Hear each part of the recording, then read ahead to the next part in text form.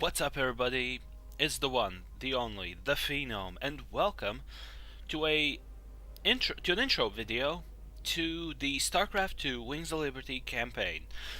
Now, I should point out that I'm doing this video after I've completed the Wings of Liberty campaign, but for the people who haven't played Starcraft, the original Starcraft and Starcraft Brood War, the story might seem a bit muddy, I guess, a bit muddled, because you wouldn't know who is Sarah Kerrigan, who's the Queen of Blades.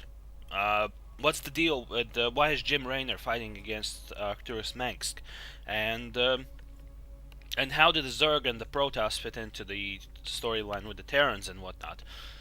And I discovered a pretty nifty little thing here under the slider more.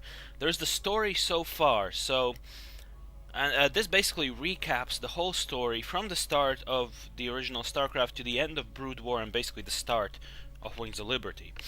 So yeah, I'll do this same video for Heart of the Swarm only, and Legacy of the Void if it's available, and I'll do it before the actual campaign so they're actually in the right spot. So I suggest you sit back, relax, and enjoy this montage about what happened before Wings of Liberty. Enjoy. For nearly 300 years, humans thought they were alone in the Caprulu sector. They were wrong. The Zerg emerged, seeking to consume all in their path, and before long, the Protoss, a highly advanced alien race, began wiping out infested worlds, burning Zerg and Terran alike. A three-way war, unlike anything humanity had ever faced, erupted almost overnight. All the while, a human civil war raged. Marshal Jim Raynor vowed to oppose the corrupt dictator Arcturus Mengsk for the betrayal of the woman he loved, Sarah Kerrigan. Boys, how about that evac? Damn you, Arcturus. Don't do this. It's done. Helmsman, signal the fleet and take us out of orbit. Now. Kerrigan, a loyal operative, was left to die at the hands of the Zerg. But the Zerg had other plans. They transformed her and unleashed her psionic power upon the Caprulu sector, searching for their real objective, the Protoss homeworld of Ire. The Protoss were unaware of this danger and slow to respond. Their rulers, the Conclave, had dispatched Executor Artanis to hunt for Tassadar, a commander who had refused to wipe out infested Terran worlds.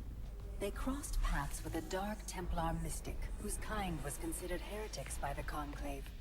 Through great effort, Zeratul convinced Tassadar and Artanis that he was not their enemy. Together they rallied more Protoss from both factions against the Zerg.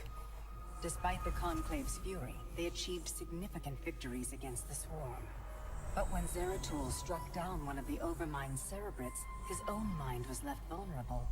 From his thoughts, the Overmind gleaned Ire's true location, and the Swarm descended upon the Protoss homeworld with all their might and fury. It was Tassadar who kept the Templar from extinction that day. Using the power of both the Templar and the Dark Templar, he sacrificed himself to kill the Overmind. Ire was lost, but Artanis led the survivors to the Dark Templar's homeworld of Shakuras. Old prejudices were set aside. The Templar were now in the Dark Templar's debt. Without the Overmind, the Swarm fractured. Kerrigan sought control of all the Zerg, even enlisting the aid of old friends and enemies like Raynor, Mengsk, and Zeratul. Once her rule was uncontested, the Queen of Blades betrayed them all. Billions of humans and Protoss were killed. The Zerg stood unchallenged, but to the relief of all, the war seemed to end there. Zeratul suspected the Zerg had fallen under the control of dark forces. He uncovered prophecies stating that an ancient entity, Amon, was attempting to merge Protoss and Zerg lifeforms into an unholy hybrid, and that this evil might already have control of Kerrigan and her power. It was during this time that Executor Artanis, hailed as a hero, was made leader of both the Templar and the Dark Templar. As Hierarch, Artanis united both factions, and promised to one day reclaim the glory they had lost on Ire. But such unity is only a dream for Jim Raynor. Mengsk still rules, and Raynor's small rebellion has counted for nothing against the Dominion's propaganda machine. Perhaps it is time for a new strategy.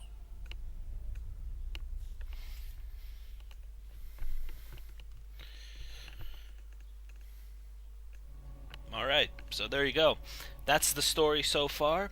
Honestly, I'm not sure that that this video would be the same if I played it before completing the campaign, because there were some spoilers in this little video. But who knows?